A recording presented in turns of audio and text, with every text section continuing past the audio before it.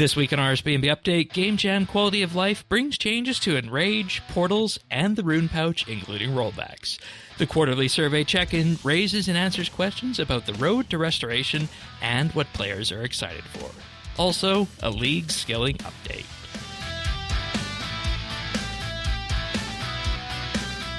This is RSBANDB Update, episode 1086, recorded Thursday, April 23rd, 2026. Quarterly survey rollbacks.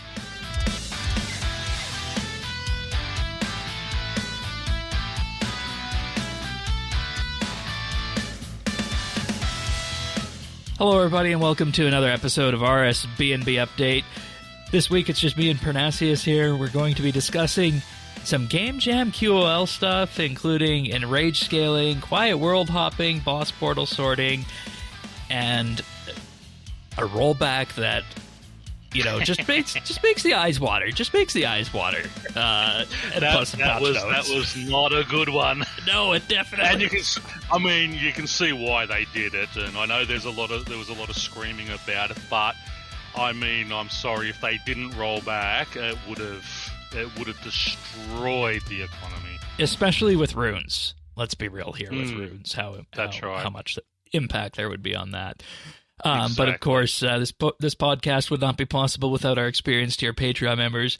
This week, that is Amos Reed, Bladecom, Dominic R, Jade Gizmo, Jason S, Jesse W, Julia W, Kesky, Lemon Lounge, Luminos, Ricky A, Sly Oasis, Smavin, Snail Mage, The Naked Captain, and Tim. You'll be hearing more about our Patreon offerings a little bit later in the podcast, but of course, if you want to follow along, full show notes can be found over at update.show.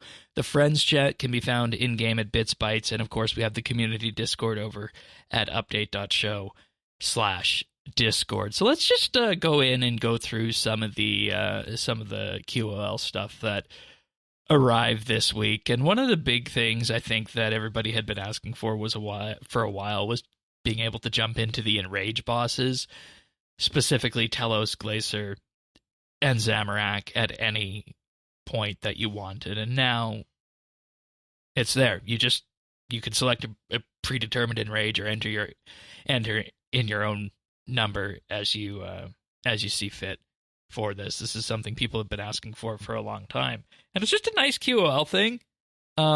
Yep. I think the reason, for anybody wondering why this is needed is that there's always specific enrages that people want to fight when it comes to maximizing loot or maximizing chances of getting something, and it's just better to be able to pick that starting point rather than needing to work your way up over time. So it's just an acknowledgement that, after you've done the boss to a certain point, you could just punch in wherever you want. That's it. So for people like me, where I can just go straight in and do 4,000 Enrage because I'm so good, it's I can't even do bloody 0 Enrage on half of these things. But yeah, why if you are constantly getting to 1,000 and that's where you like to fight, you shouldn't have to build up to that each time. Once you've hit it, just go in there, click it and do it, and away you go. Yeah, and the other one that comes to mind as being very useful for this is the 2449 Telos claims. Which is where people like to fight for loot chances and whatnot. That's right. There's achievements and some tasks where you have to fight them at 100 Enrage and 500 Enrage, and rather than having to build up to it, just click on it, get it done. There's your task done. Away you go. Yeah. So yeah, for the PVMers, that is a good one, I think. Yeah. So the other one that is just it's just wacky to read this here. The Quiet World Smart Hop. It's a little bit difficult to understand what this does at first. So they say with this is that if you are at a specific spot, what this button in the lobby will do is find a world that fits within the same criteria. So if you're on an EOC US West world, it will look for a similar EOC US West world. It won't throw you to Australia or UK. And it will try and actually find a world that doesn't have people where you are physically on the game world. The use case here being that if you want a Slayer spot for, say, those new critters that came out in Havenhythe that were continually plagued by the cannons on the first few weeks, this would be a spot, or this would be a feature to be able to find a spot there. But it won't find. I mean, I like the idea, but you can't say find a world that is quiet, that spot is empty. It's just less people on that world. So no, it actually does. It actually does look in for that spot. In the specific area, yeah. There was an FAQ, I think, on Reddit that had the exact use cases there for that. But yeah, okay. I thought it was just find a quieter world, as in that place has got 1,000 people. This one's got 200, so you're more likely to have that spot empty here. So okay, if it finds that particular spot you're standing in, and that's how I assume you do it. You go to a spot and then just click find a quiet world and it'll look for an empty. Oh, yeah. So the recommendation criteria is relative to the player's position, the world which has the least players nearby based on a set tile radius. So if before you might have checked the overall world player count to see if a world is quiet, the new button actually picks the world that is least likely to have someone next to you. So if you hop into a Lumbridge Castle and press this, it will take you to the world that has the least players at Lumbridge Castle. The recommended world will aim to be, but not limited to, worlds in the same region, and it will have the same world flags. So if you are on a legacy world, you won't be given an EOC world, as an example. Yep. So, yeah, it does do that. Okay, well that does make it useful, because when I was reading this, I'm going, I mean, it's not immediately clear, is it? No, not at all. So, yeah, that makes it better. I mean, obviously, it's still not going to be perfect, but yeah, as you said, for Slayer tasks when you're hopping, or you have that one idiot who just jumps in on you and starts stuffing around, it's just like, why? And click that button away, and off you go. So yeah. I don't have to wish people to burn in a grease fire anymore. The other thing that came with this is boss portal sorting at War's Retreat. So by default, it's set to a chronological list of old to new, but you can also now reverse it and sort it alphabetically if you wanted to for both the War's Retreat and boss portals. Yep. And that's a good one, because I mean, I like alphabetical, because half the time I just sit there, if I am doing something, going up and down and going, when did this one come in, and trying to find it. That just ascending just makes it a lot better. Yeah. Do you know anybody that uses the potion reservoir? I do. Oh, you do?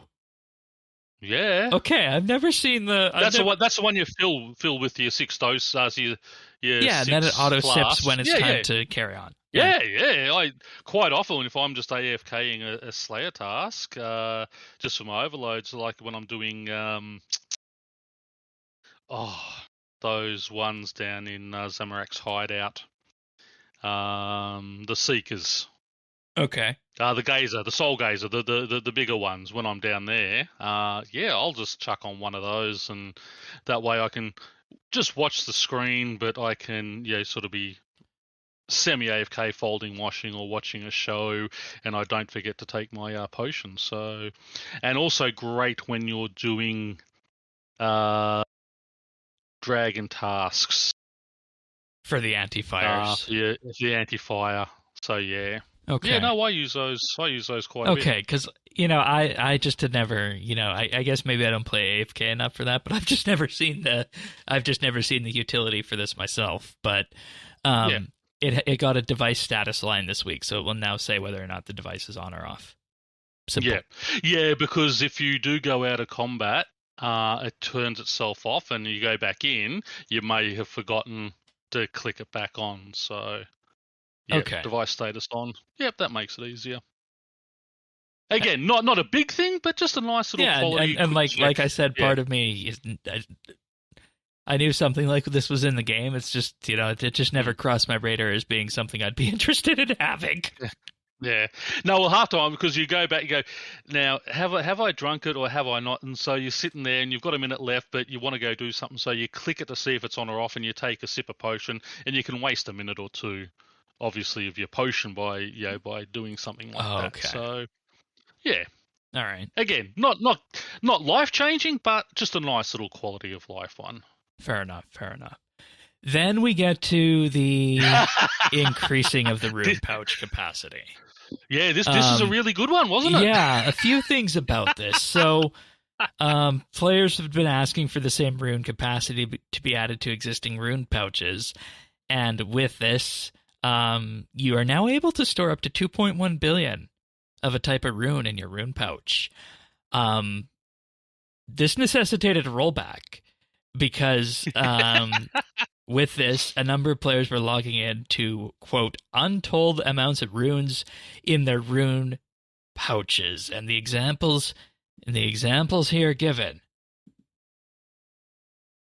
1 billion dust runes, 442 astral runes, 521 million law runes, 512 million chaos runes, 1 billion death runes, 1.5 billion cosmic runes, 1 billion body runes, and the numbers just repeat for other people who have got this. So they rolled back. They rolled back at to the time when the update was launched, and there was definitely some people who would have lost things in that immediate time. So, well, and the problem was, it wasn't that it was like something that was, oh, you had to do this and do this and do that to sort of scam it. It was just there. Happened. Yeah. And I heard someone who got max levels of blood and death runes, the 2.1 billion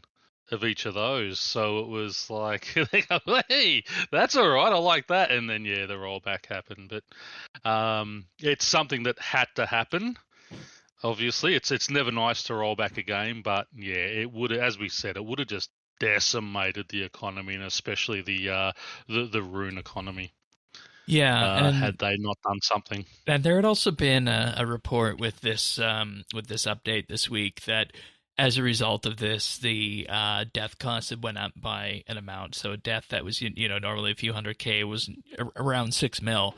And that was something that they're also going to be rectifying for this, just so that the costs of the death factors in not necessarily the contents of the thing in the pouch, but just the pouch item itself. Because as we know, you always get runes back. There's no cost on those, so it was factoring that in and disproportionately increasing the costs associated with it. So.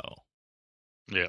I mean, to have the pouches hold more than 15,000 is excellent, because there are some creatures there. I mean, you're there 2 hours and you're out of runes. Yeah. So love the upgrading of the capacity, but just they come with a few hiccups. But they got on top of it, and unfortunately, we did have a little bit of a rollback, but we got a good update in the long run. I'm trying to remember when the last rollback was that we had. I honestly can't remember it either, because it's been a long time, or they keep it it's been a while. Quiet. Yeah, no, it's been. I think it was before COVID, the last one. 2018, 2019, something like that. Yeah. I do remember one. I just can't remember what it was for. Oh, what do you know? The wiki has It's the rollbacks? Oh, yeah. Yeah, they do.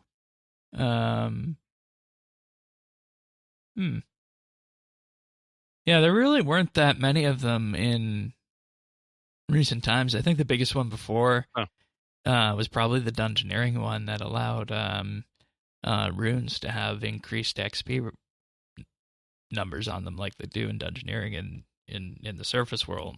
So yeah, but. And no one will ever forget the. Did they do a rollback for 2006? 6 to the 606? Oh God, yeah, definitely, definitely for that. We're coming up to the 20th anniversary of that. We are. I was thinking that it would have been such an opportunity to ship the construction update in June. I was thinking the same thing. Just ship it on the 6th of the 6th. That would have been so funny. It would have. But we do also have the patch notes about the aspects that people were wanting to talk about from last week, and some other patch notes as well. So all aspects can be cast multiple times to extend the buffs up to a total hour duration. Additionally, a multicast option has been added to each of the spell's right-click menus, which for 5 times the rune cost will extend the buff to the max duration, so 1 hour, because they were 12 minutes initially for it. Yep. And they also moved penance to the ancient spellbook. So they're both They on did, ancients yes. now. So you have to do your quest to get to unlock them both. Sorry, Tannis. How do we feel about that now? I mean, I'll still not. I mean, being that they're an hour, I may use them occasionally, but they're not going to be something I'm really going to be overly worried about now. Okay.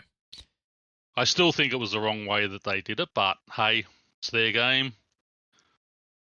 And I mean, when we get down to the nitty-gritty of it, I think it's a little bit more consistent having it both on that spell book, so that now you know when you're going for desert treasure, you're just going for the ancient magics as they traditionally are, or you are also going for vampirism and penance, which I think that having it on ancients is probably a good call too, because if you consider what people might be doing for their magic spells for that, I don't think that the elementals are preferred at the lower levels based on where we would. No, well, that's right. I mean, it is, and I mean, 99% of people will be doing desert treasure to get ancients unlocked anyway. Yeah, so, at some point.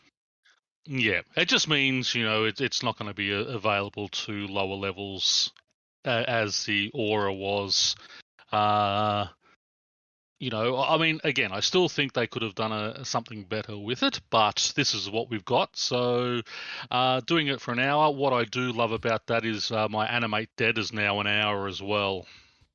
Yeah, that's a definite positive there. Because once I read that, I said, I can forgive you on that one because you made my animate dead an hour. Yeah, and the thing that we keep hammering home is there's that thing called the powder of penance that people ought to look at. Well, for it makes it restoring worthwhile now. Because now, you might as well consider that in addition to animate dead. I'm thinking of somebody who, for example, is doing their very first Zuck cape as an example. If you want both penance and animate dead as a way of, keeping comfy during that fight, and if you don't have the blessed flask and yada, yada, yada. Yeah. If you don't have the blessed flask, which I mean, let's. I didn't realize blessed flask was 119 herb lore. No, because you need to fill it with the extreme purpose. Because I'd already made it on on the Pern account, so it's that's easy to do. And I'm working on it on our Iron Man, and then we're like, who's gonna fill this up? Yeah. And I'm sitting there thinking, no, it's only 109 prayer. And I think it was Thaxi said, no, it's 119. I said, damn. So I can slow down on making it now. But yeah, it's again, but it as you said, it does make some of those other items in game which were lackluster useful now. So the penance of prayer, burial thing is good. It makes your Bone Crusher necklace relevant again. Even if you don't have Dungeoneering, you can get the Bone Crusher Maul from the Lord of Bones, for the lower levels. So there are other options in game. So, while it's not what I for myself personally think is the best option, it's still a good option now because we have those other items there. Yeah, I'm just thinking of what I'm going to be doing on DXP for magic training.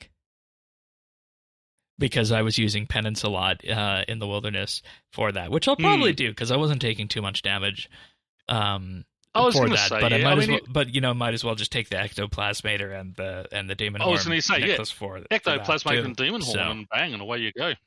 Yeah. Because even the ghostly essence, it used to be pretty expensive. That's not that expensive anymore. I mean, it is tradable What does on that the come GE. from? So that comes from ghosts, things like aberrant specters, those type of creatures. So we know I mean, how common specters are when it comes to Slayer. Exactly. I mean, my ectoplasmator has something like I think I had 10 or 12,000 ghostly essence for it. So it's not a hard thing to do. All right.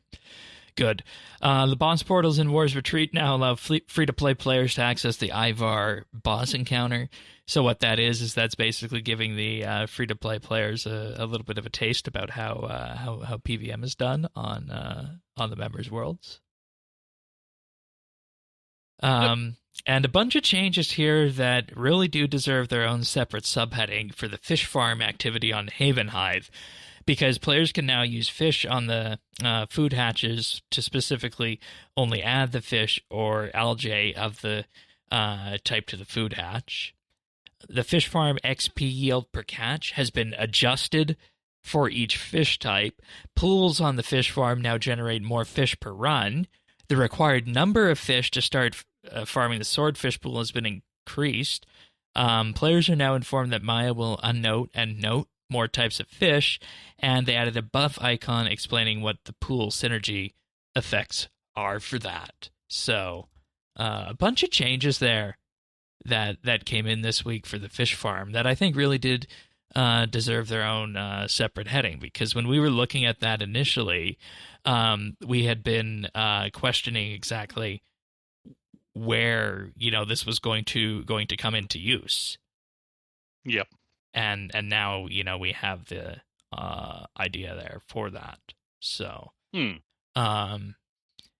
you can actually get more fish out of them now too. Just looking at the numbers, it is up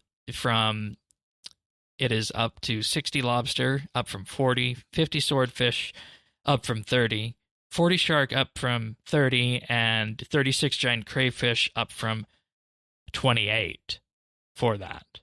So that's relatively. I think that's a modest buff, but at the same time, it's not too bad, right? And that's right, and that's what I like. Let's be a little lean on what we give initially, because we can always buff it. If it is too much initially, nerfing it always hurts more than buffing. So if it's not that great initially, but we'll see how it goes. I don't mind having lower rates at the start and then buffing it sort of a month or two down the track once we see exactly what it's doing and how it's affecting economies and things. Yeah. Looking at the XP here for this, lobster, so it's lobster, swordfish, shark, and then giant crayfish. So, lobster was increased to 110 XP from 90. Swordfish is 170, which was previously 155. Shark is 361, which was previously 220. And giant crayfish is 460 rather than 270.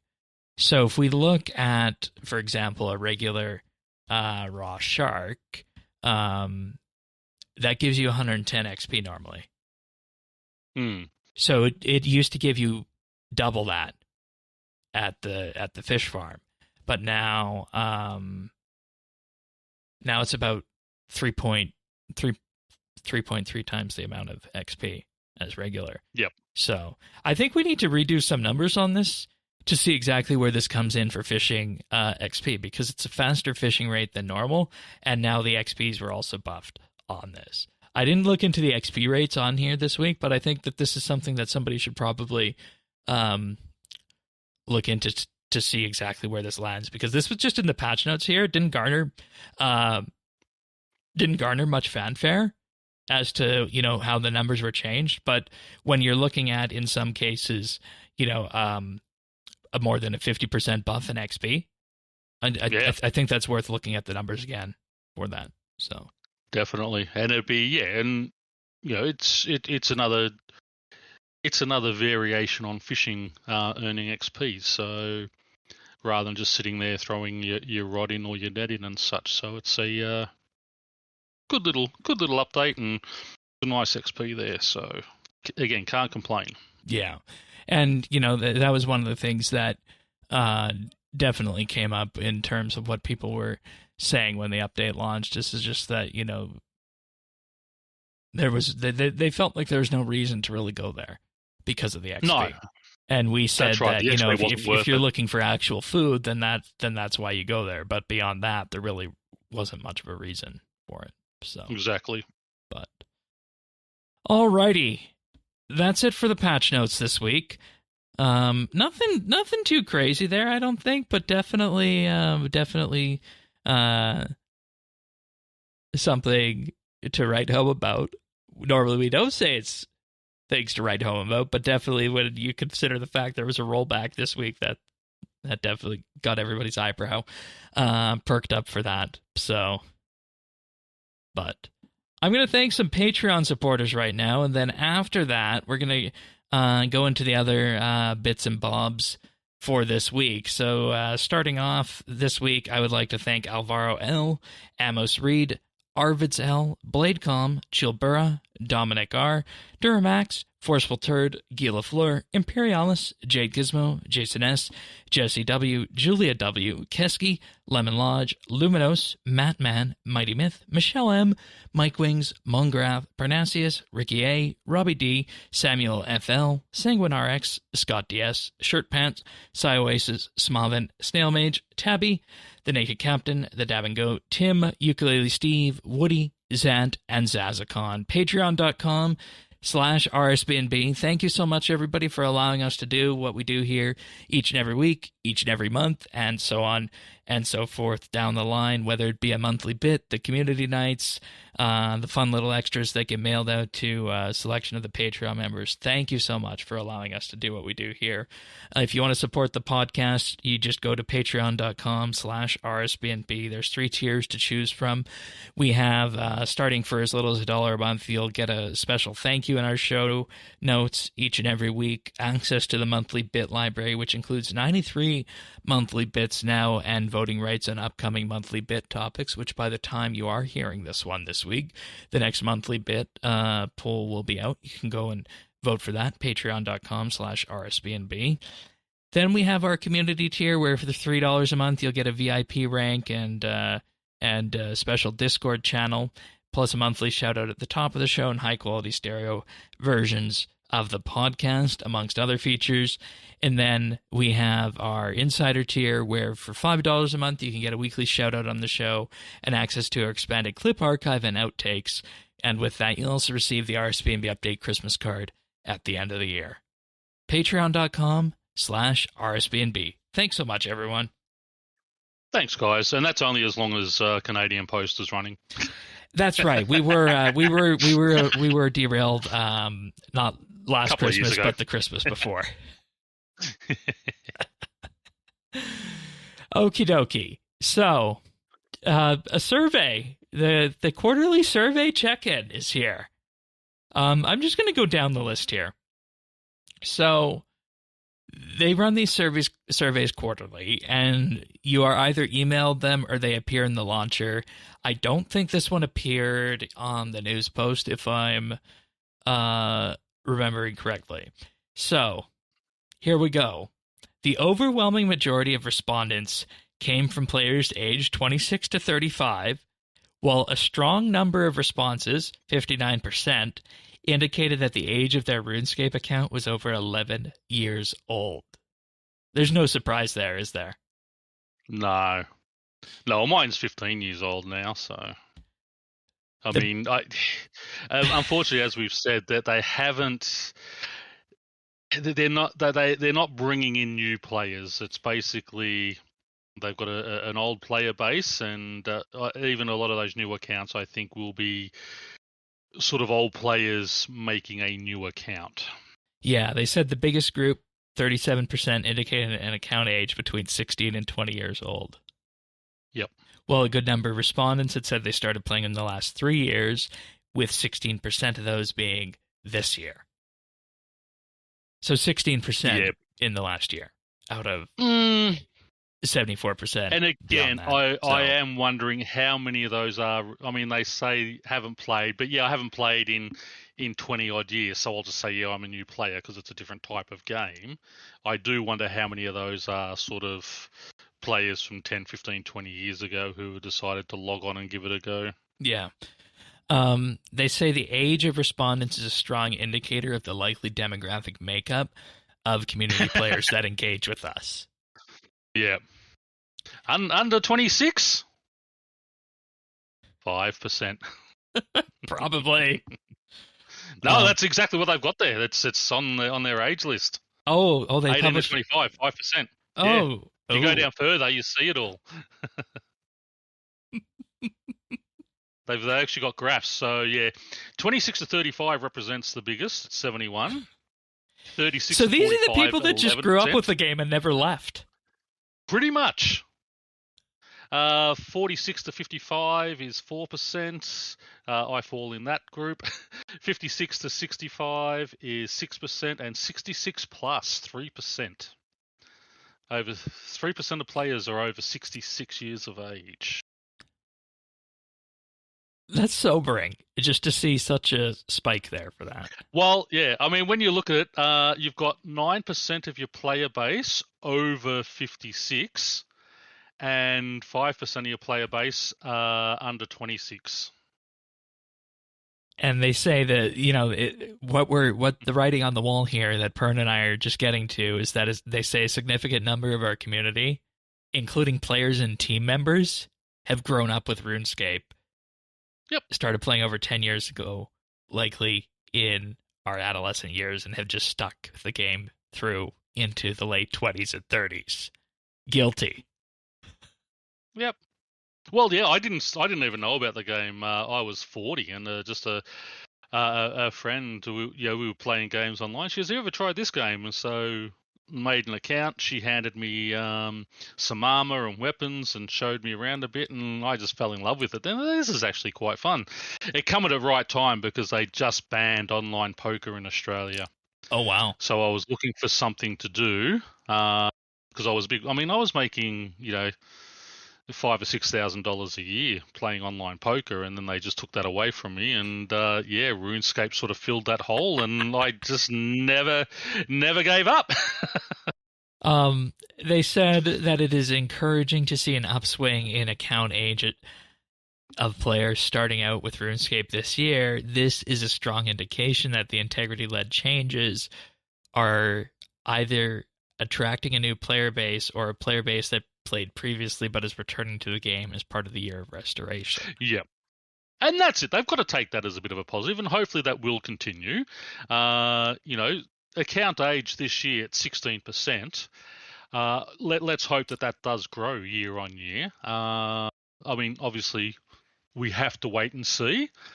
The biggest thing is going to come at the end of this year when we see what happens with account numbers once everyone's Premier Club runs out and the new prices kick in on people and things. Like, but, everybody was talking about the membership prices increase and what that was going to mean. But, Leagues has been going for a week now on OS, and the game has again broken a player number. You need to have a member account to play Leagues. So, the cancel now discussion really doesn't hold water until we see what next year's numbers look like on that. Exactly right. Yep. No, you can't judge anything until next year. Yeah. They said as well, it's very important to them that the notion of the road to restoration is something the existing community joins us on. So they need to have the existing community support, because while they may have needed to make changes to certain aspects of the game for longer-term health, such as the removal of dailyscape, they want to find the balance of having these changes serve the interest of the greatest number of new and existing players. So reading through that, the data probably says that the people who are signing up as the new or the returning players are probably super gung-ho for the Road to Restoration stuff. And maybe a little bit less so for the people who are already established. That's my thinking. And that's it. I mean, yeah. You and I mean, it doesn't really matter to me because I'm 200 mil all, but people like yourself with, with all those proteans that you've just gotten so used to. And as you said, with your hunter and trying to go back to regular hunter now is hard. But for actual gameplay, and that's why I always had an issue with that stuff because, bonus XP I don't mind. Direct XP I hate because it's taking away from the game.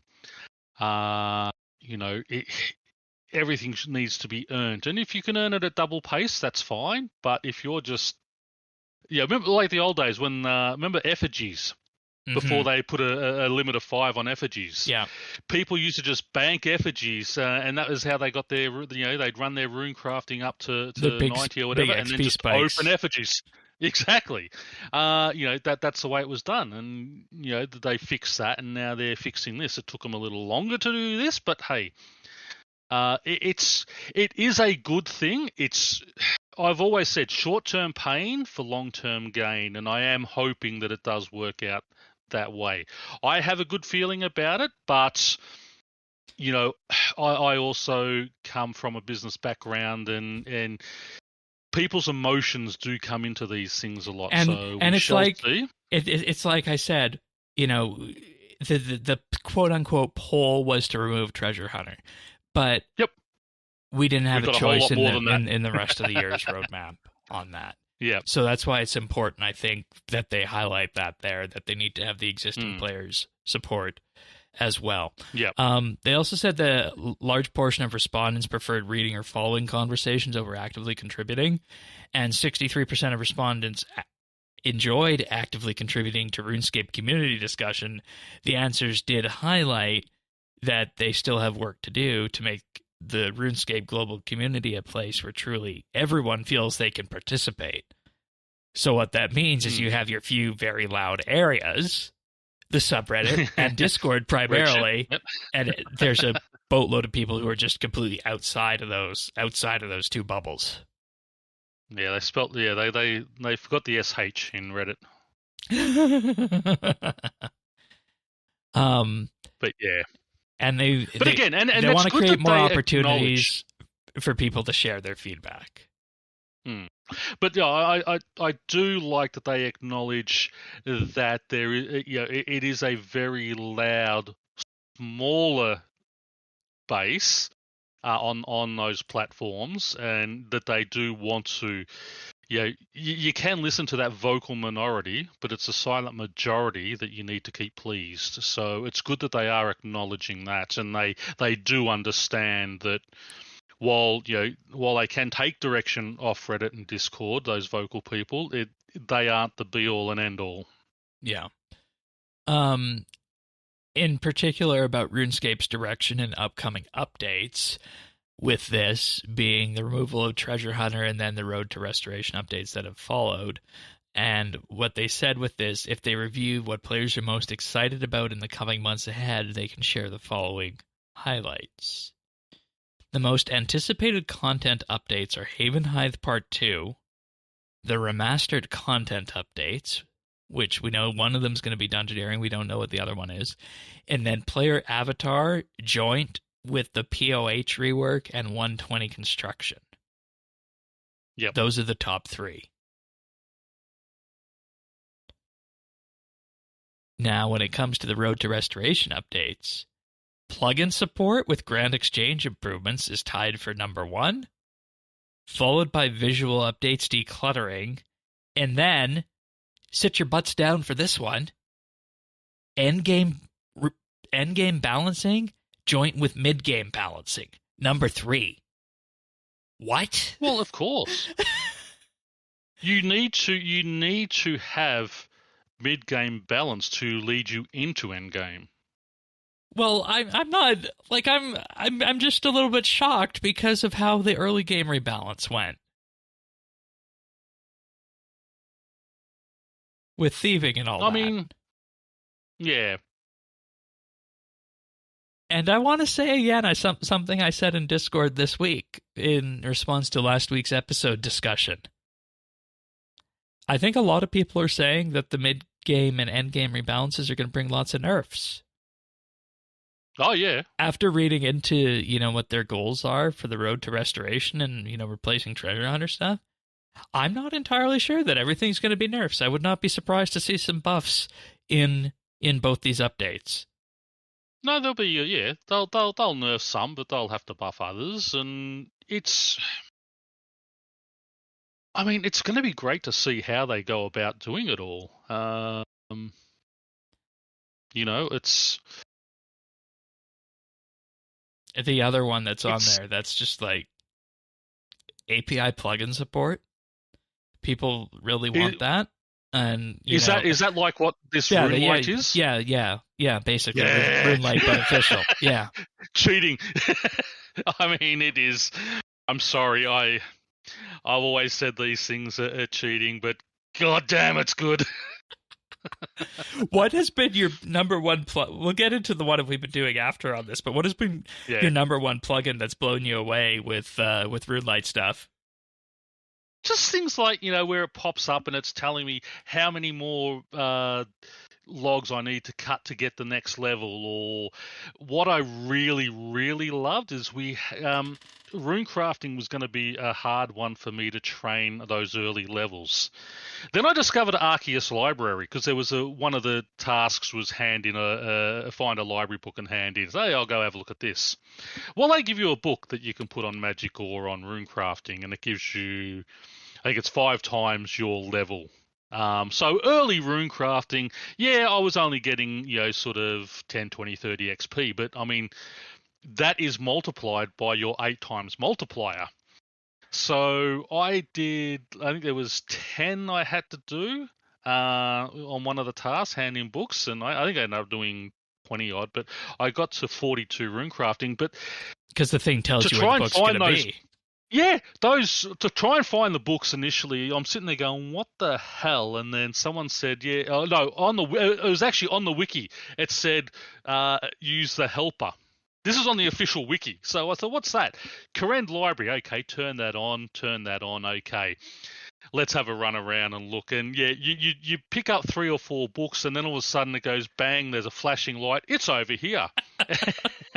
And I mean, I was running books, and if I ran past one, I'd just grab it off the shelf as I was going past, going to the next one and giving it in. And I did basically 3 to 42 rune crafting in 20 minutes. Just running around that Arceus. So that was fantastic. Yeah, and there's another plugins. one that puts your... Sorry, the other one that I found really good for when I was doing Slayer and such is the one, it puts a bar right next to your inventory for your health and your prayer. I'm not sure what it was called, but rather than having to look those little things up in the corner, rather than following those little icons up around your map, it's such a... Oh, hang on, I'm just about out of food, so you can eat quickly and things like that. That has been brilliant. The only thing I wish they could do is make one that gives us a bigger mini-map. Yeah, mini-map and text box. The mini-map. I'm with you on that. But, and the other, big ones are Quest Helper and, the clue solver and whatnot. So you can see why with those that people are looking for plugin support as being the most anticipated Road to Restoration update. And I think Havenhythe Part 2 on the content side, because for people who are, not higher end, who are higher level, they really didn't get much out of that except 110 Hunter. Exactly, but what I loved about that is they did tell us, Havenhythe, the first part is going to be just an entry, lower level type thing. Part 2 is going to be for that higher level, so we expected that, and we weren't disappointed on it. Exactly. So that is what I'm most looking forward to, is that part, that and the 120 construction. So I really want to see how they go with 120 construction. Yeah, and the thing is, on player avatar, on 120 construction, on the plugin support, those three, I think, are some of the most ambitious things that they've tried to do in a long time. And just knowing what's in construction and what they are looking at for that, I'm really wondering exactly how that's going to pan out, just because of how big that skill is and just all the legacy craft and whatnot behind it. So that's why I'm sort of really excited about 120, because I want to see how they do it. I mean, hey, it may be sort of Menaphos 2.0, you know, that disappointing well, thing. Yeah, that's like the thing that I'm most worried about with, most of these updates on this list, is that, how do you manage the expectations for this to ensure that they're going to land properly? Because if you don't manage the expectations, that's how you make people really sad. I just tell everyone, prepare for the worst, but hope for the best. And that but you know how people are in a game with that. I know. But yeah, I mean, I really hope it's successful, because if they can get that off the ground successfully, it will be a huge win. And it is going to be tough. We know they need this year to come off without a hitch. Yeah. In all things that they do. But the very fact that endgame rebalancing is on this list of one of the most anticipated road to restoration updates, that shocks me more than anything. Yeah. Well, again, because I mean, endgame at the moment is just all PVM. So to balance that out with some skilling things that you can be doing, like skilling bosses and things like that, I think that will be a good thing, and widen that variety of endgame for people. Because let's face it, as I said, I'm 200 mil all. Yeah, I've got nothing to. I mean, yes, I've still got my Slayer log I want to complete. I've got boss job logs, but that's all bossing. There's nothing really in skilling side of things that leads me past, the one. I mean, 200 mil all is ridiculous. So I'm talking, but end game, I'm talking your 99s on 99 skills and your 120s on 120 skills. Where you go from there, and that's once you reach 120 woodcutting. What's the point in going on further? And that's my entire thing with interacting with the skills that don't go to 120 right now, is that I would rather wait for them to go to 110 or 120 before doing them. And when you look at the PVM stuff that's on offer, and in terms of it's really at this point, because I don't want to go into a grind of like Trim or Master Quest, it's either do PVM or do 120s, which I want to wait for. And because of that, that's why I feel like I have the time at this point in time on the RuneScape side to put myself into OS leagues. So, well, exactly why I'm playing OS leagues, because it was like, well, I'm sort of getting bored over on RS3 at the moment, because I'm just working on things on the Iron Man for the group. And sort of half the group is not really using or playing themselves at the moment. So it's like, well, okay, I'm going to go give this leagues a try, and I've been pleasantly surprised. But it's if there was something to do, and I'm sort of thinking even now is, when my memberships are up, do I just drop the Pern accounts? And just reactivate when something comes out for a month or so when I want to do that, and keep the Iron Man going, or do I just drop them both and just activate when I feel like sort of playing again? But having experienced some of this over here on OS, which is quite fun, and doing some of those quests and things, it's it's a hard decision. If you've got that endgame balance where it's not just all PVM, where it is something like skilling bosses that give you some sort of unique drop, but it's not that sweaty, having to worry about dying and such. But you've got to be accurate on things, but you don't have to worry about running back to bosses and things like that. Yeah, It's hard, and kudos to them for trying it. It's going to be great to see how they go about it. And I don't envy I think what them. you've just described is for the people who don't want to go, all into, endgame PVM or any of those grinds, but have done, things like maxing and comp. It's not immediately, if your skills are happy where you're at with the point, it's like, where do you go from there? And I think Exactly. that's probably why, to bring it back to Havenhythe Part 2, I think that's probably why people are very interested in that content. So that's it. Alrighty.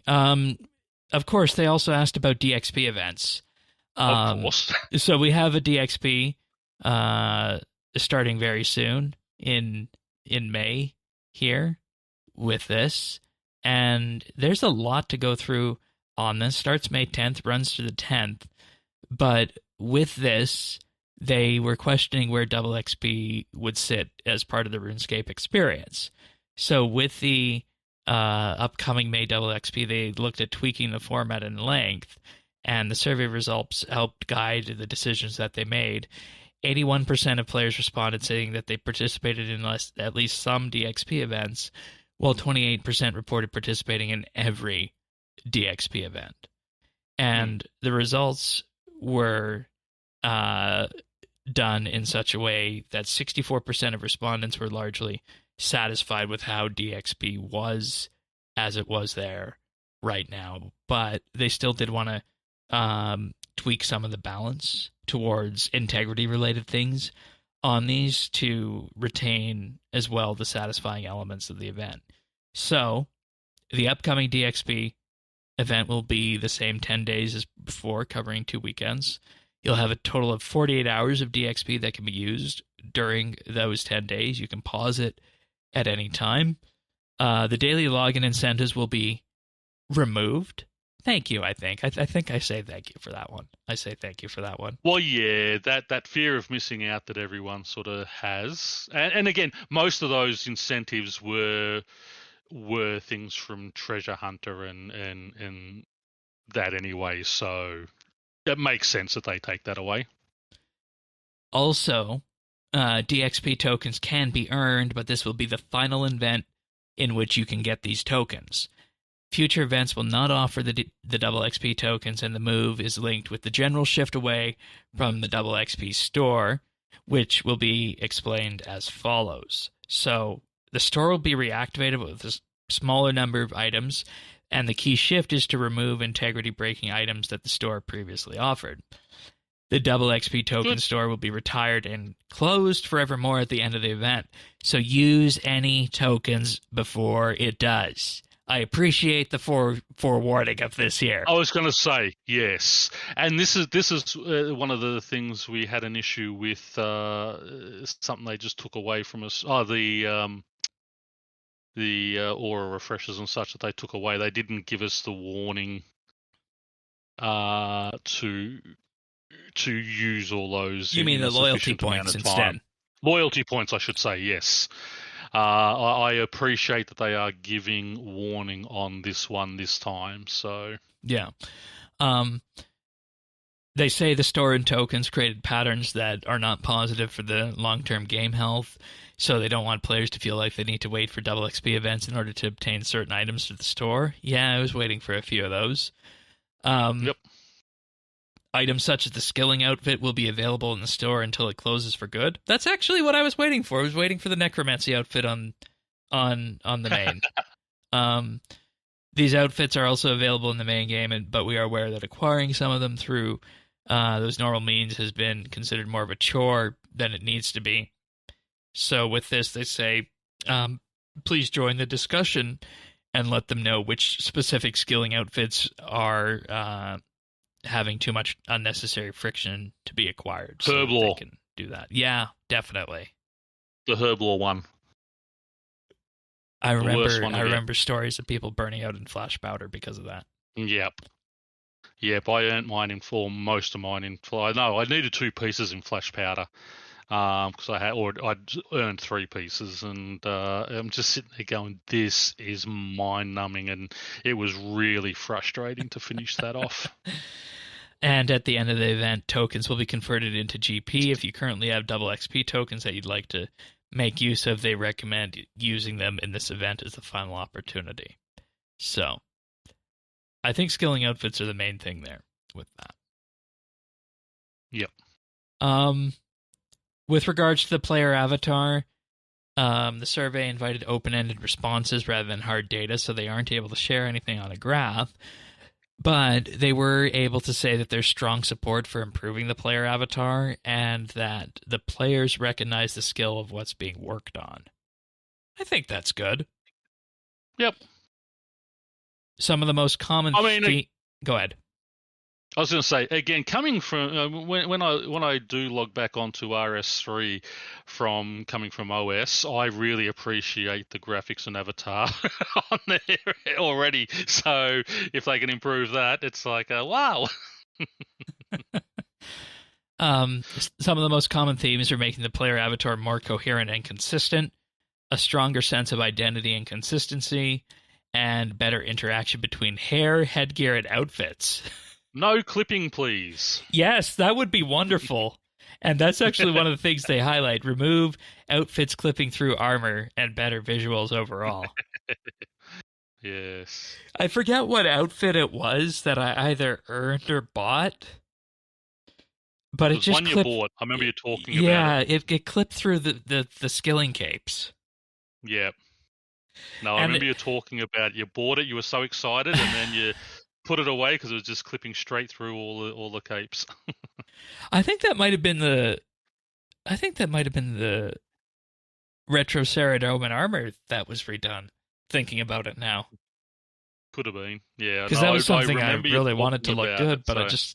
it was just clipping to the point that I never used it again. Well, Serge is right for buying Saradomin armor. I'm still waiting for the Guthix one. You support the big blue baby? Well, that's what you get. And they do say there will be another update on the player avatar tomorrow, which is after the day after we are recording this, so we will be in next week with discussions on that. But overall, they said that survey considered a wide range of questions, and they're excited to show how your feedback has shaped and helped contribute to developments. So, it's interesting, isn't it, that we're sitting here. It is. Midway through April, and we're starting to get a taste of how this road to restoration is going. And I mean, if you were if you were to say, how do you feel? Positive. How do you feel? Pleasantly positive. Okay. Hey, it hasn't been 100%, but no. I wouldn't expect them to be 100%. But I mean, I think they've got more right than they have wrong. Their communication this time around has been pretty good. I'd give them probably a B+ on their communication. There have been things that they didn't do, like loyalty points and such, which hurt a lot of people.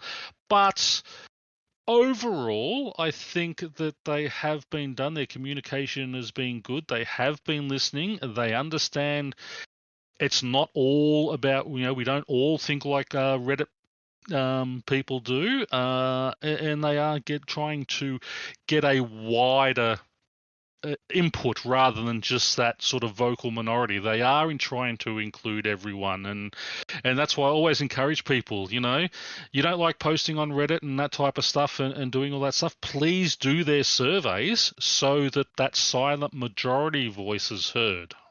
Yeah, and that's what I was going to say, is that I was talking with the Zerdones about this, and there's been a general sense sometimes with some of the things that have been talked about that a specific class of players, specifically the ones who were okay with most of the way that things were before, felt like they were effectively being, ignored at times with that. I think that the survey does enough to kind of placate that idea in that, most everybody who submitted their ideas to the survey were heard. And I think what we're seeing now, based on these survey results, is that the people who were okay with how things were, but maybe didn't want things to go this way and, didn't necessarily feel that some of these changes needed to happen, I still wonder where those people sit on the survey and what the stance is about this. Because you have to admit that most everything that was discussed in this survey post was leaning towards the realm of positivity, because that's the way the majority went.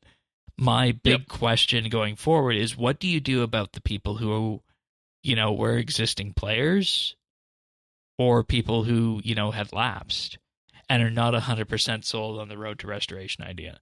What do you do about those people, and how do you bring those people along? I think, like you can't really mention that in the survey because that's not specifically how you do these posts, but I think that's one of the biggest outstanding issues that RS3 has right now, is how do you bring those people along who were not on that side? Because like you said, I'm pleasantly happy with most of what we've got so far. There's been a few rough things around the edges, but overall, I feel like, the value is there. Oh yeah, for sure. And that's what I mean. I mean, I will still have at least one account running at the end of the year. I mean, it's all to do with advertising and positive feedback. And I mean, pushing things like Havenhythe, pushing actual real playable content. I mean, avatar rework is fantastic, but it doesn't really give you any meat, if you know what I mean. It's going to look good, but it's the gameplay that is the most important. So having things like Havenhythe, having things like a construction rework where people can come in and train and do things differently rather than just the mind-numbing breakdown, build, repeat, breakdown, build, repeat. Just keep doing that over and over and over again. Seeing what's there, seeing what it has to offer for quality of life. Like as we said over in OS, where your house is your portal hub. We have things like War's Retreat and so many different ways of teleporting around as it is. What are they going to do different to make construction a wow moment, like when mining and smithing was first done. I know there are still people who aren't fans of the mining and smithing rework, but the vast majority have really enjoyed it. I know how to make someone a fan of the mining and smithing rework. Go play old school. You send them to old school for a couple of weeks. Exactly. Which is why I went endless, because I remembered. I thought, no, I'm not fighting that. But yeah, it's not going to be an easy task. No. And we do need to show some patience, because they are going to make mistakes. It's human nature, it's business nature. Mistakes will be made. But as long as they're putting out more positive than negative, we're going to be a good place. The important thing and the hardest thing they have to do is bring back players who soured on the game through different reasons, whether it was EOC, whether it was Treasure Hunter. Treasure Hunter, but that big one, a couple of Hero Pass, Road to Restoration. Any of them, I wasn't going to miss Hero Pass, but yeah. But getting rid of, bringing back those people who soured on those and quit, and getting their faith back, getting them in. And I mean, once something like construction comes out, send out to those lapsed players 7 days membership. Come and log in, have a look at it, check it out. We'd love to see you back. One thing I think the game would do well with at this point, whenever the next roadmap discussion happens, like the roadmap video or live stream. Widening free-to-play? Well, no. I was going to say have a discussion about what the guiding principles are, about what makes RuneScape RuneScape. Yep. Yeah.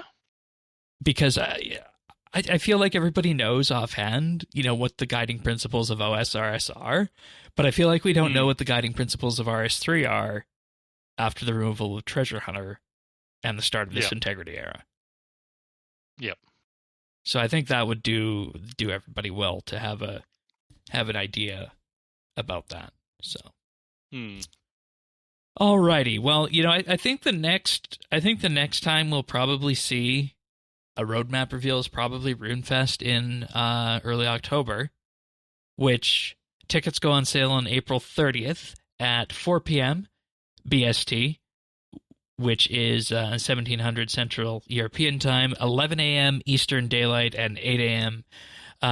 Pacific Time. They are adding a second tier of ticket, the golden ticket, which I got a golden ticket, which is £375 Great British pounds plus platform booking fee, and the standard tickets are up this year to £210. So it's an increase in price, whichever way you look at it, for the two core experiences that are on offer there. They have 6,000 tickets this time compared to the 3,000 before, and we don't know what the demand is going to be like with this come next Thursday, because last time they started with 2,000, then they added 1,000 6 months later, and both times those went, they sold out within minutes. Within the hour. And that's exactly, and that's what I think. I mean, even 6,000, I think they'll be gone pretty much straight away. You think? Yeah, I mean, I think you'd be surprised at how many people do like attending these things. Especially since they do. I mean, yes, the majority of their player base is in America, but they do have a very heavy European following as well. And, UK is not that hard to get to in that end of the world. For me, I don't have the $10,000 to buy a plane ticket. No, you are literally on the other side of the world. Exactly. That's why I call BST time bullshit time, because it's like, that's like 3 a.m. my time for 4 p.m. sales. But it's I think you will find. I don't think the tickets would last more than I would predict selling out in a day. All right, that's your prediction. I'm not sure on that. I'm going to say no to that, but we'll see. I guess we'll know in about a week's time. That's it. On that. But they say, for people wondering what this is going to be, the skill chips will be back, as they previously were. You complete a bunch of tasks around the venue and you get a chip for it, and then you can have your own completionist skill chip reward. They will also be adding a second stage for the talks, because in last time the second stage talks were kind of in like a conference room, and it wasn't that good of a venue. And they're going to try something that they've never done before, which is questing. So they say you'll be able to take on RuneFest quests along the weekend, earn quest points, and then see where you land on the high scores, and maybe even some exclusive rewards. There is no quest helper, though. Do that, and the winner gets an hour sit down time with the developers. Oh, that'd be fun. Wouldn't it?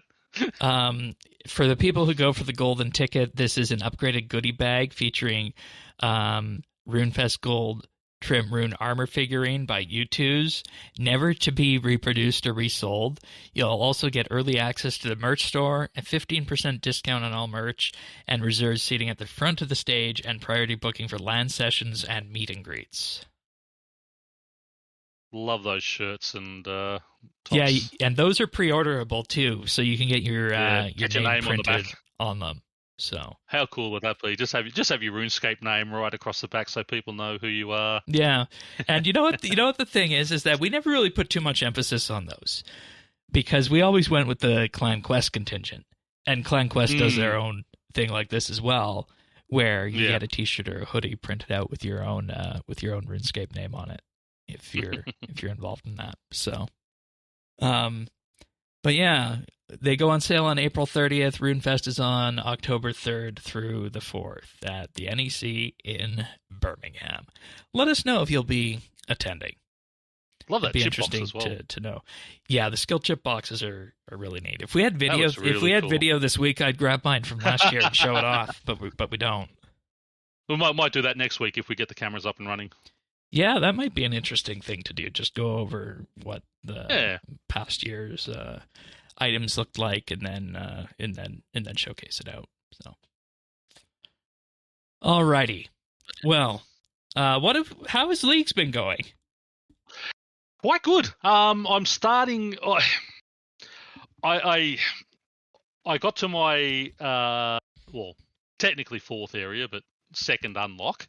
I meant to choose Kandarin, and for some reason, I saw Asgarnia. Yep, that's the spot I want with Yanil and Ardoin and such. Click Asgarnia. You sure? Yep. Click again.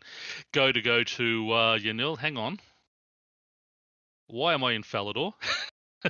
Oops. Yeah. So I selected one wrong thing there. I just didn't read it properly. But still, I managed to. Hey, I picked up my thieving cape, so that was okay. I now have a decent cape. But overall, really fun. The skilling side. Started Hunter late. I only started Hunter a couple of days ago. Got that to 42 to get into the Hunters Guild. My God, we need that over here in RS3. Yeah, so let's give a bit of a rundown of what that does. It basically makes a version of Slayer, but for hunter creatures. Correct. Not as long. Yeah, most tasks are done in 10, 15 minutes. Although my butterfly one, the drop rate was 1 in 75, and the butterfly one in 75. I got it in 75 catches. Then I did a Jaboa task, get the tails off that. It's supposed to be 1 in 50. It took me 110 to get that one. But hey, neither here nor there. But it's really fun, and it rather than just a mind-numbing thing sitting for hours and hours in the one spot, you go back, you get these tasks, so you're getting extra XP, you're varying your training.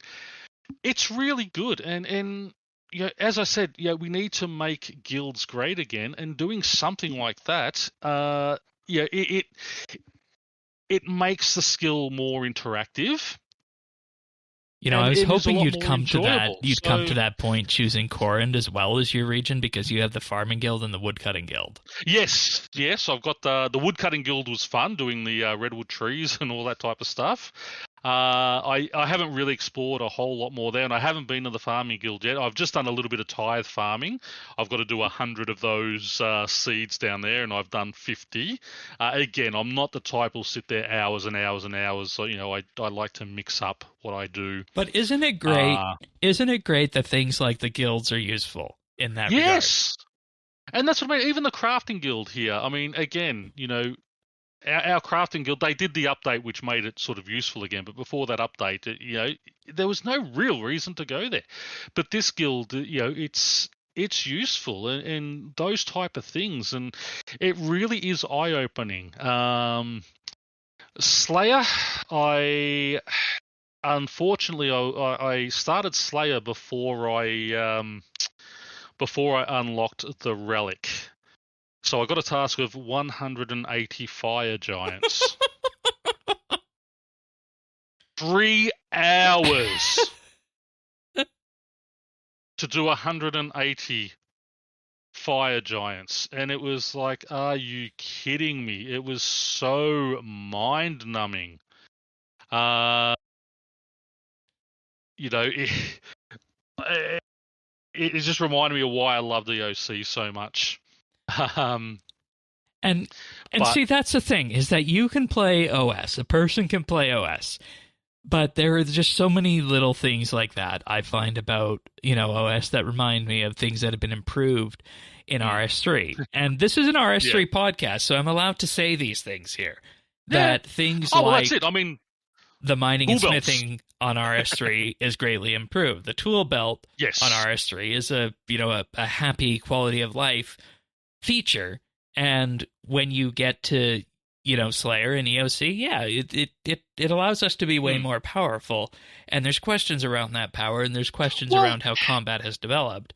But at the same time, you have just so many wonderful skilling things, like the Hunter Guild that you mentioned, the Vale Totem fletching activity in Auburn Vale. Effectively what this is that you decorate these giant trees, and then Ents come and worship them, and you get fletching XP for when they do that. It's an amazing fletching activity, isn't it? And you get a bit of crafting XP too. But it's not you just sit there, click knife, click log, click knife, click log. It's not that. I mean, you are running around, interacting with the game, stepping in Ent poop. These Ents walk along and just poop on the ground. And you step in it, and they give you more favor. So,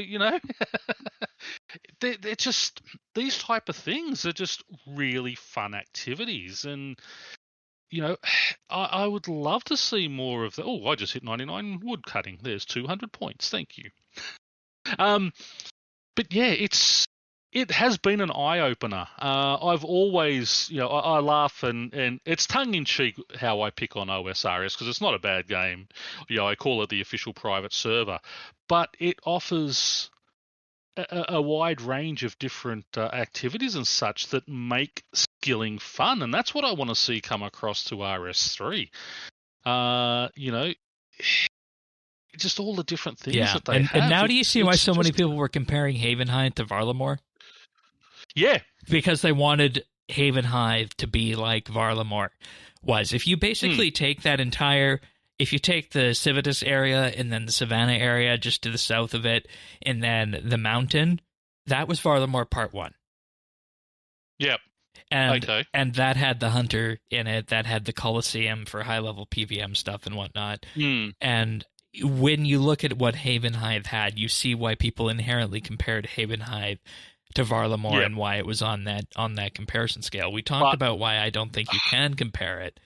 But I was going to say they're you two can't really different because, expansions when you look at it. They are, and Varlamore offers so much more with the different things that it does, and in these little sort of events that they do and such. Many activities that aren't a timed activity. I can run and do totems whenever I feel like. You have these little pop-ups while I'm wood cutting, mulching a struggling sapling or helping beautify the area, the beekeeper who pops up. I mean, there's so many different little things that it offers. It is really good, and I've been I didn't know how long I would last, and I probably won't see it all the way till the end because, as I said, the combat still I cannot handle the combat on this part of the game.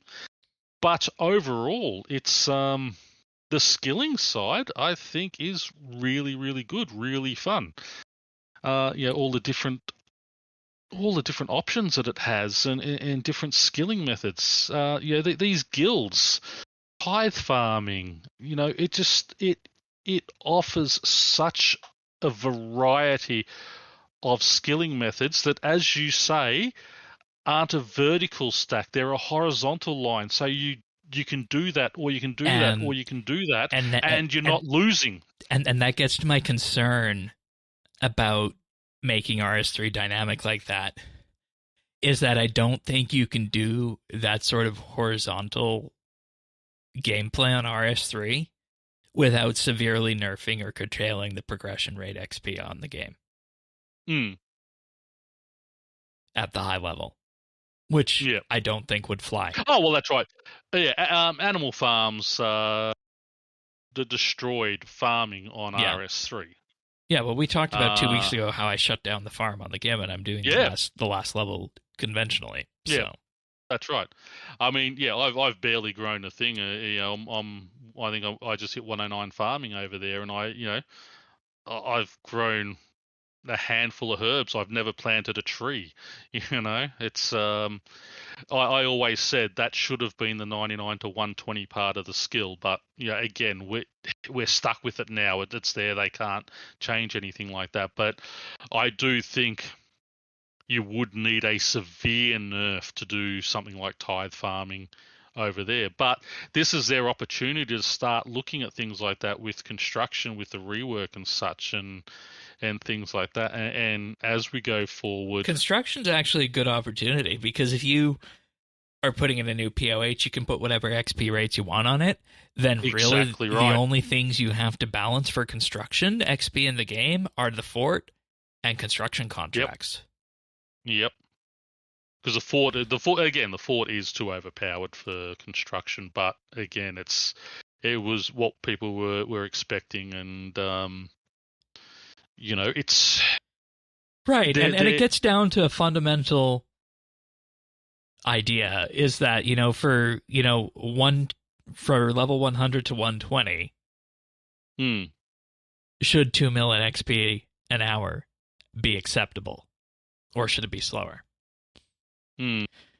Again, probably 110 to 120 could be at that 2 mil, but yeah, the 100 and see, when you start looking into the the XP rates per hour in traditional OS compared to what you're getting in leagues, you see that they are drastically lower than what we have in RS3, to the point that maxing in OS is still a major accomplishment, whereas in RS3 it's just something that you do. Exactly, but again, but you don't feel like you need to max in OS because you have that horizontal, the broad horizontal path. Because it's about the journey. You're experiencing different training things, and okay, I've done my farm run. I've got my herbs all growing.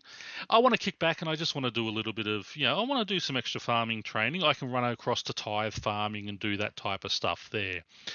Fletching, I can do my broad bolts or whatever, but I can also do this veiled totems, which gives me all these extra rewards and bone shards and things like that. I mean, that horizontal training method is what RuneScape should be about, because, as we said, there's no real end game other than PVM. So it is the journey PVM and completionism to the end. Yeah, exactly. So with skilling, it is that journey to that 99 and having fun there, because once you've maxed the skill, there's no real point in that skill anymore. And therein you get the point about, why OS can be appealing to so many people after playing RS3. After playing it, yeah. Well, as I said, I started playing a couple of weeks before leagues just to dip my foot in to understand it a bit. And even then, it's slow XP rates, but I've got a variety of ways to train, and that's what made it interesting. But yeah, it has been an eye opener, and this league's, showing all those different things, and task systems. I love task systems because it introduces you to all different things. And you don't even just need to have task systems on leagues like on RS3 where we have our achievement system. Okay, I can look up that. Oh, I haven't tried that. Go over there and do it. We need more of those horizontal training methods to make. I mean, mix that herbology mixing mixology, yeah. Mixing mixology, yeah, that's the one. I mean, for a mid-level herb training thing, that would be brilliant over on RS3, because that's what I've been hoping for, something like that on the GIM, because it's just downright shameful that for the GIM the most efficient route to 90 herb lore was the Jack of Trades aura. That's right. Yep, I basically Jack of Trades every day to get 90 herb lore, and then I could start training it. Now, doing something like mixing mixology, it's fun. It gives you things. It gives you nice rewards. You earn an outfit there. It's that they are two different games now. They really are two different games. And it's difficult because we'd like there to be more than that single digit percentage crossover that Mod North CO talked about last year. Yeah. But because they're so different, I don't necessarily know if you can do that. No, they are different games now. Yeah.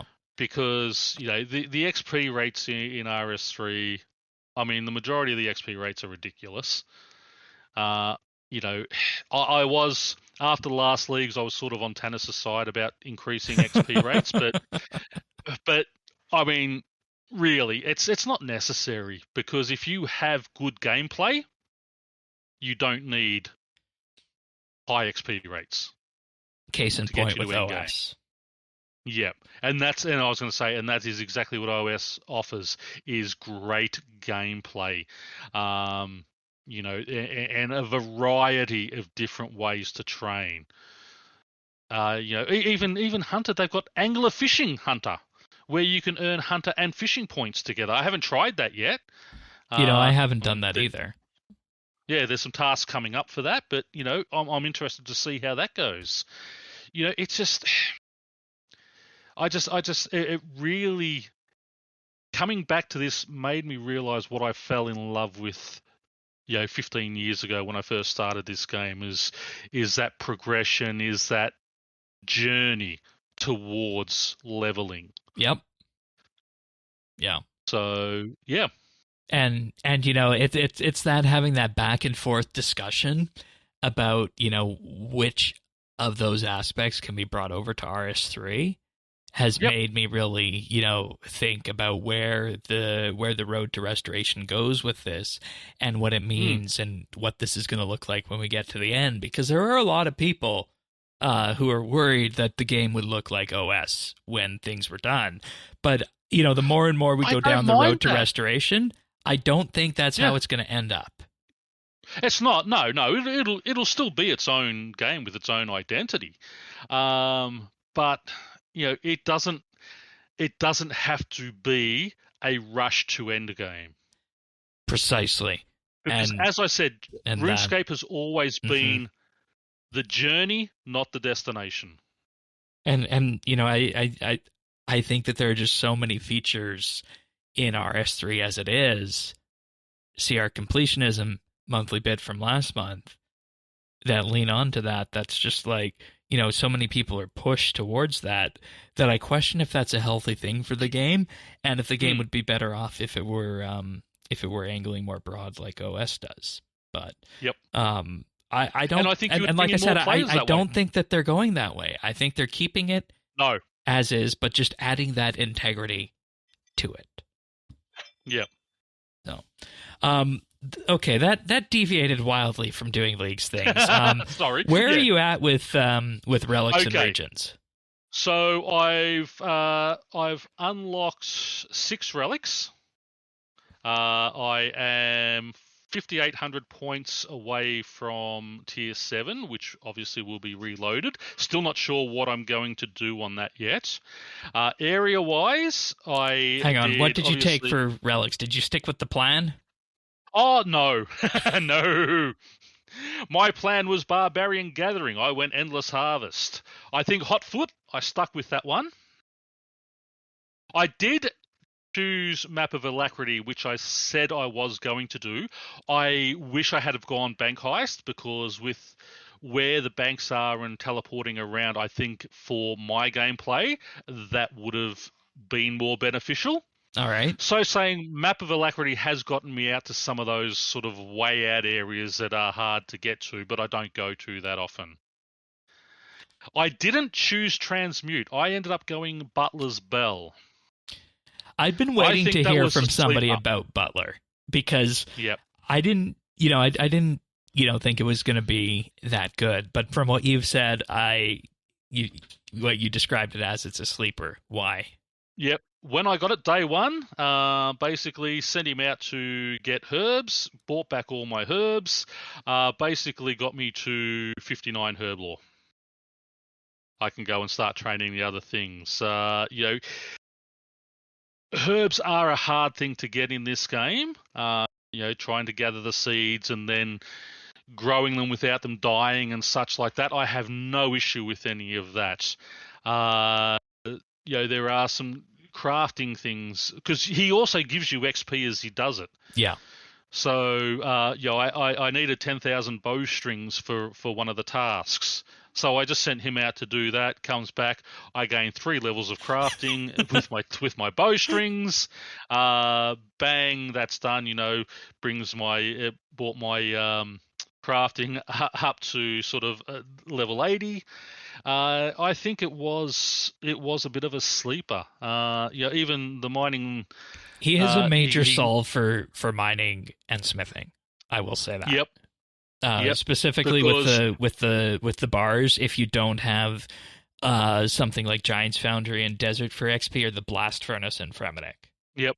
Exactly, because even with the 8 times XP rate, smithing is still very slow.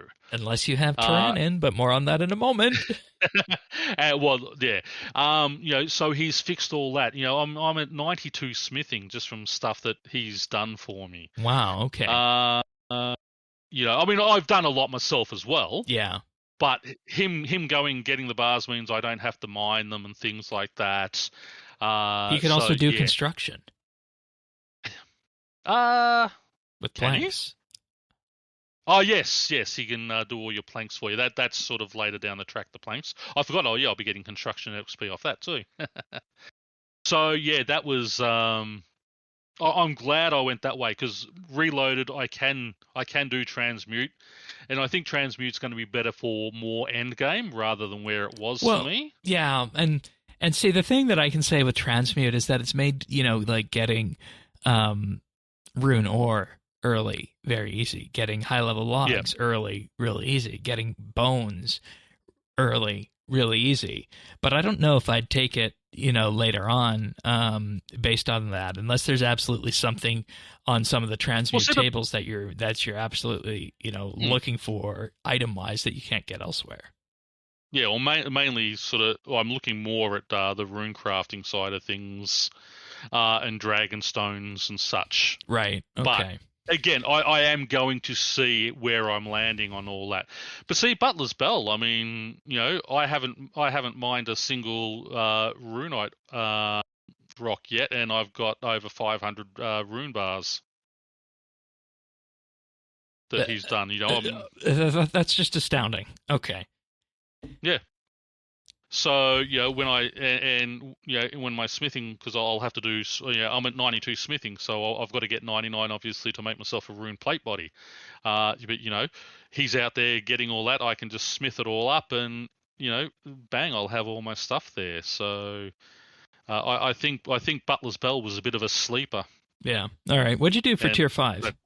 Tier 5, I stuck to Larcenist. Good. Best thing.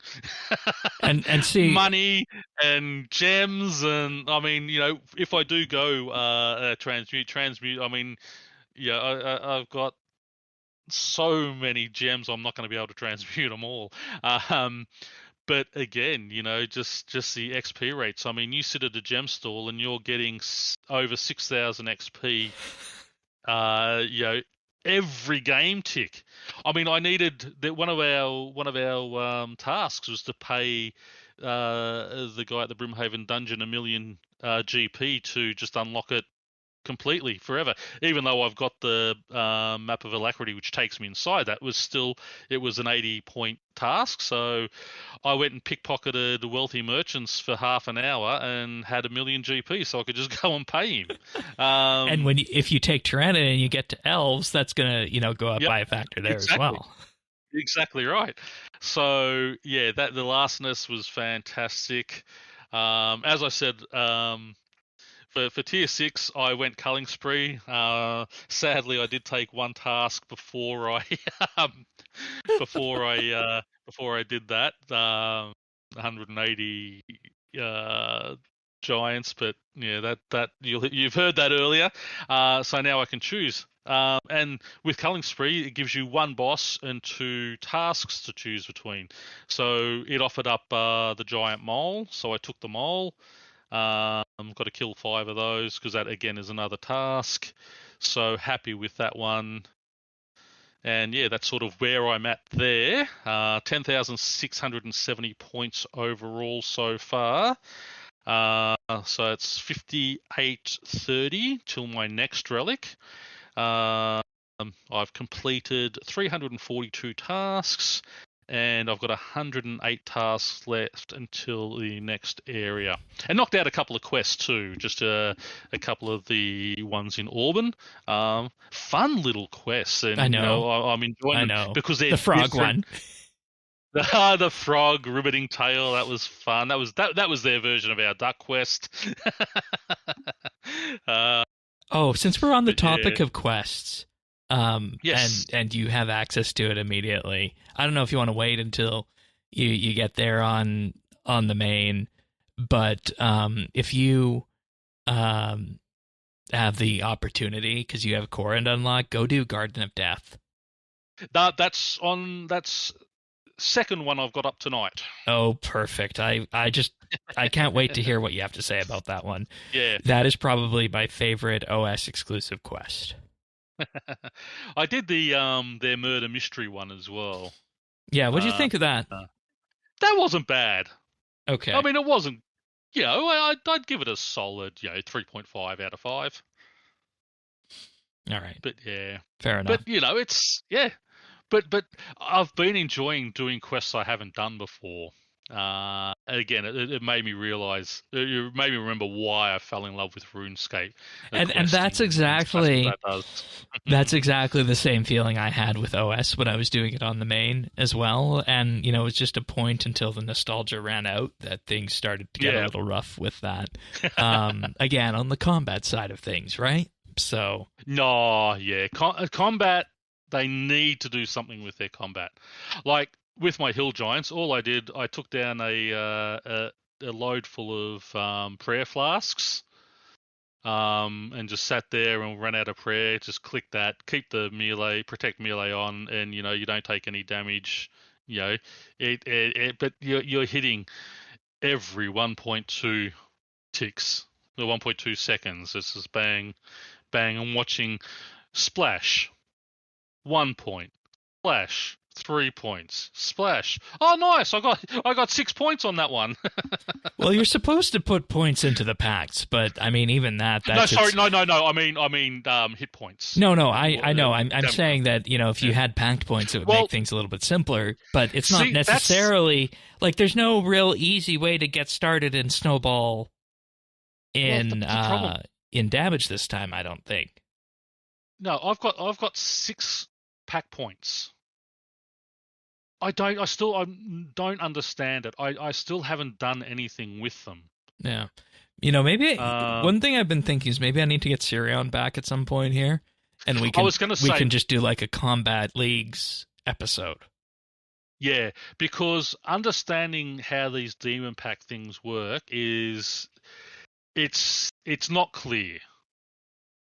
And I know I've got a reset available, but I was sort of thinking, do I go your minimum hit when attacking with melee is increased by 3? I'll say yes to that, but then where do I go after that? There's things like melee weapons under 1 kilo trigger an additional 40%. I mean, what? You basically got to resort to the wiki on that one. Yeah, while having a shield equipped, you gain a Thorns effect. Which is basically like recoil on steroids. A heavy weapon. Okay. Each melee attack with a heavy melee weapon over 1 kilo has a 15% chance of triggering an instant blind bag attack. It's sort of melee range is doubled while using a 2-handed weapon. It's just like, where do I go after that one? It's just sort of, it's not. Honestly, what I think they need, and people might not like this, but I think that what they should have done is they should have had an advanced mode, which is the tree as we have it right now, but they should have also had a preset mode where there would be a set of presets that you could just select, and then as you would get pack points, it would just pop the pack points in where it made logical sense. Oh, you want a highly sustainable water mage? Select this, and it will send you on the path for it. You want the blind bag, you can go on that path, that sort of thing. That's it. And I'm thinking I'm probably going to, because of the area that I've got, I'm probably going to have to stick to melee now. I was going to go magic, but I'm not taking the desert area. And you're not taking Candor in. said you And want to I take stuffed Tyrannon. up, yes. Yeah, I stuffed up. I took Asgarnia instead of Count. I still can't believe I did that, but hey, that's Pern for you. So Corrin, Asgarnia, and something else. Yeah, Current I don't know Asgarnia what I and would do with that. Tyrannon. Yeah, most likely still Tyrannon, because I am concentrating on skilling. Yeah. There's lots of skilling the melee tasks side. around there. Exactly. For that. Yeah, and that's what I had to look at. So just to give people an idea of how powerful Tyrannon and the Elflands are for skilling, if you take Larcenist, you can get crystal shards and crystal teleport seeds from the elves. Yep. So there's tasks for 99, 25 mil, 35 mil, and 50 mil in skills. So let's just take thieving, smithing, and crafting. Smithing and crafting because of crystal singing. So that's 800 points for each skill. So that's 2,400 points for getting 50 mil in those three skills. And in the span of about 90 minutes, I did that. I had 50 mil in my crafting and smithing after getting the crystal shards that I needed. So there's 2,400 points right there. There's another 200 points for getting three skills to 35 mil. Okay, we're at 2,600. And then there's a 400 point task for getting three non-combat skills to 50 mil XP for 400 points. So by taking those three skills relatively easily to 50 mil in Tyranwen, I got 3,000 points in addition to everything else that I've been doing. So as a result, as of recording here right now, I am about 60 odd tasks away from my third and final area and 1,280 points away from tier 7. Because of that. That's excellent. And that's why I stopped thieving gems, because it was like 3.5 mil an hour at the gem stalls in Varlamore. I'm thinking, whoa, no, I want to do this at Tyranwen because of what all the extras it's going to give. So I was sorry, I keep saying Tyranwen. Well, it's the same. It's the region. Yeah. So I kept everything in the plan the same. I went for map instead of Evil Eye. I kept Transmute, but at tier 5 I went for Larcenist. Which map did you go for? Map of Alacrity. The Banker's one? Or? Yep, okay. And I went Larcenist with Tyranwen instead of Wilderness like I was thinking. Because I saw the 3,000 plus points available in addition to the about 5,000 in Tyrannon that I knew I could do for certain. And I realized that was a better point option. And the other thing about the Wilderness that you discovered? There's prime option for friendly fire, given the amount of AoE available in all the bossing instances. And that counts, of course, as a regular PVM death. So I scrapped the Wilderness idea and just went with Tyranwen because there's a lot more skilling there. Yeah. And that's why I'm sticking to Tyranwen, because this is mainly a skilling based account or player that I'm doing on this. So I'll check out Cerberus and that. Although choosing Asgarnia also did open up the God Wars dungeons to me, but even that, 40 kill count. On RS3 we forget, it doesn't really, 40 kill count's nothing. It's done in 90 seconds. Yeah, just go throw death skulls at a bloat in and you're done. Exactly. But out here, 40 kill count's probably going to take you 20 minutes just to get into the room. Yeah, and, I haven't even touched combat yet. My plan is to see how close I can get to my final region and then formulate a combat plan. I've been watching a few people in particular about their combat stuff, one of them being Alex 43, who we've had on the OS show before. Actually has quite the interesting water mage build going off that has, enough sustain in it that he was actually able to AFK the fight caves. Oh, wow. Yeah. That's cool. Yeah.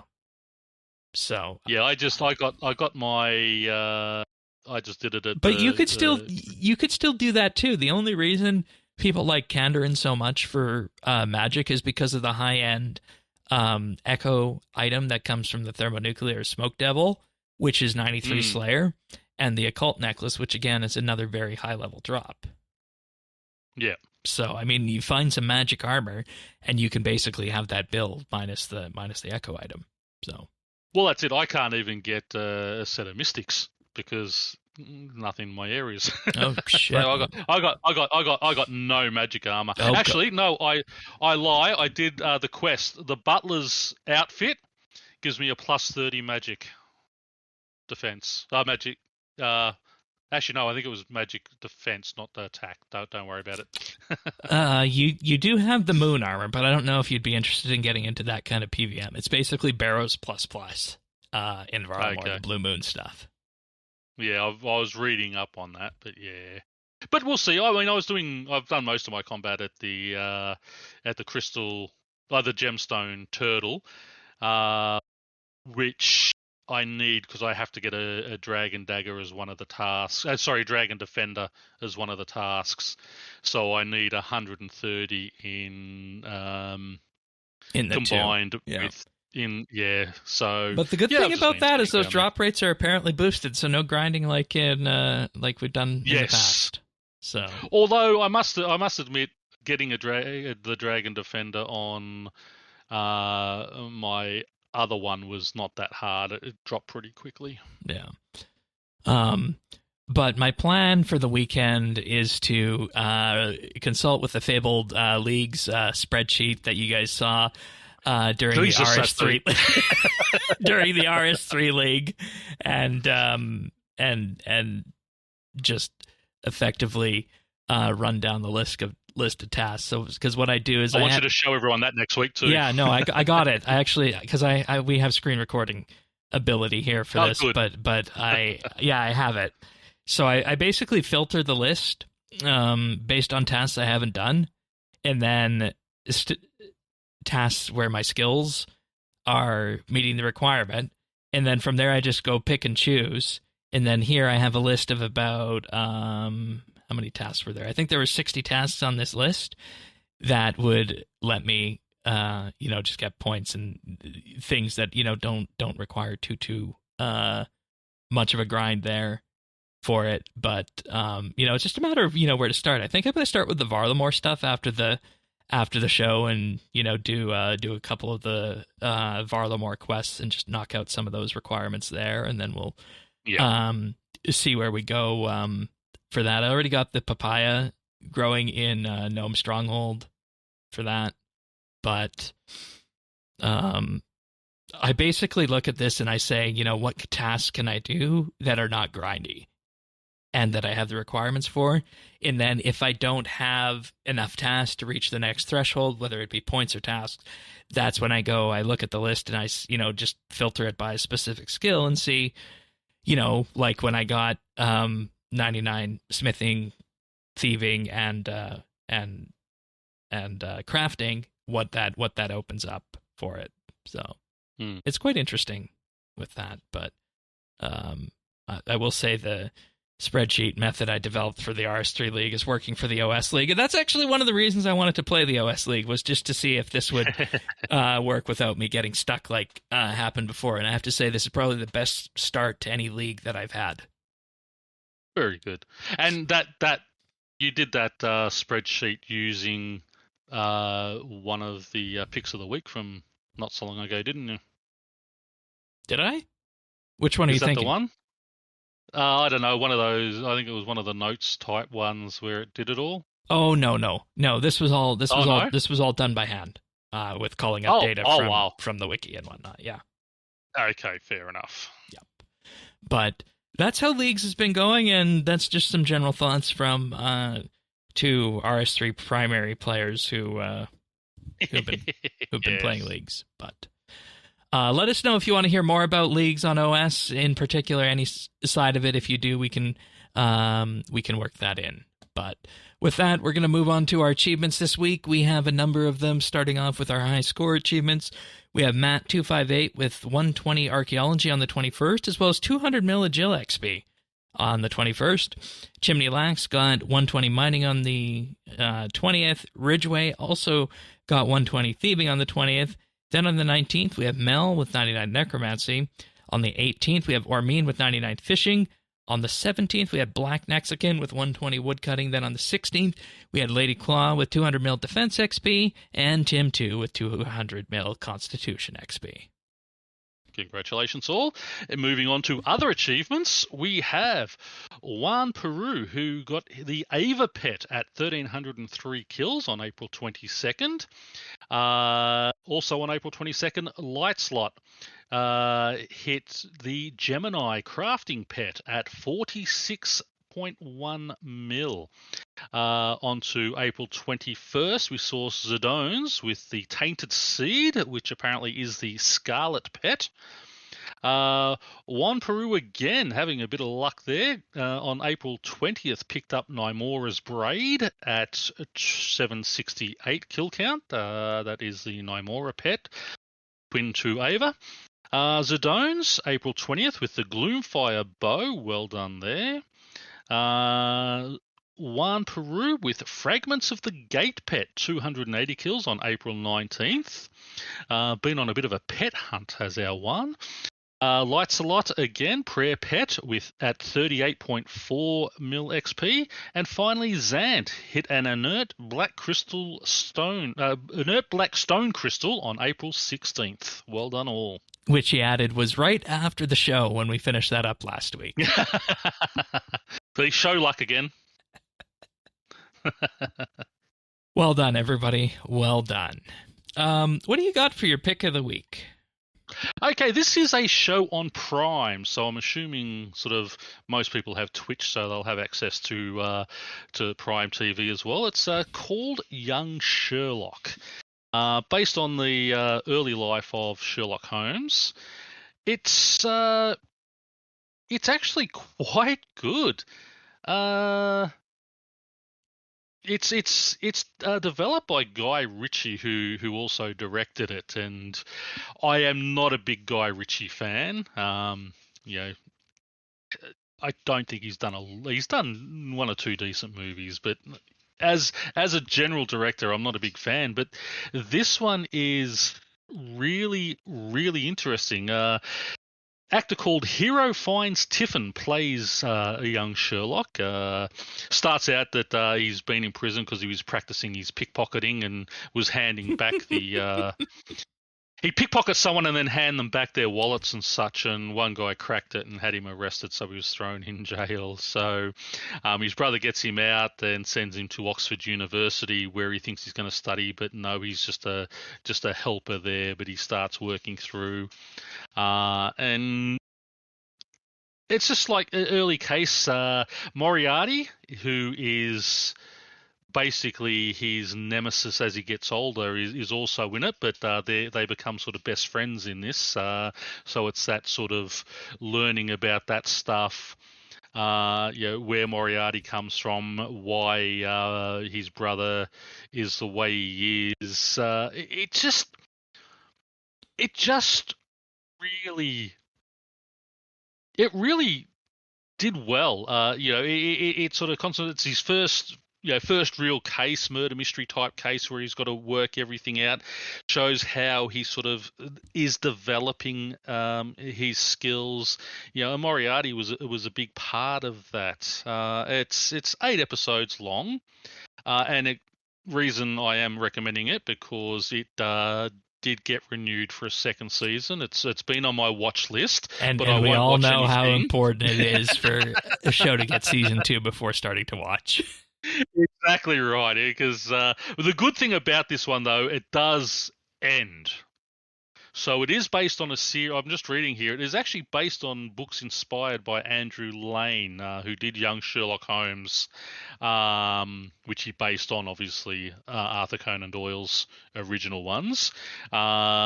So it does that. So it sort of takes the book and just does it in a whole series. The next series apparently is going to concentrate more on Sherlock and Moriarty, and sort of, I think it's going to, the way it's being described, it's going to sort of venture more into the reasons that they start splitting apart. But overall, really good show. If you like your mystery television without, makes you think, makes you watch. Doesn't rely on special effects and everything. Just a good, solid show. Good acting. It's hard to get used to the accents at first, being that it is English. And sort of, if you sort of watch the other Sherlock movies out there, his accent is sort of, it's not the same sort of upper class that sort of you hear in the TV shows. But overall, I'd give it a solid 4 out of 5. Yeah, that's good, because I know we're always looking to question what is actually a good TV show in this day and age, because it feels like so much stuff gets approved that is kind of just left to the sidelines otherwise with it. So season 2 is definitely a good sign for that. And there's just also such a huge established universe here with the books and everything associated with that, with the Sherlock Holmes universe too, that they can capitalize on. It's about having that sort of depth without needing to effectively reinvent the wheel, so to speak, because people already know what they're going to be getting when they come here for it. So. And apparently it was on their number 1 watch list for several weeks. So that gives. That's a good sign. It's a very good sign. It is, yeah.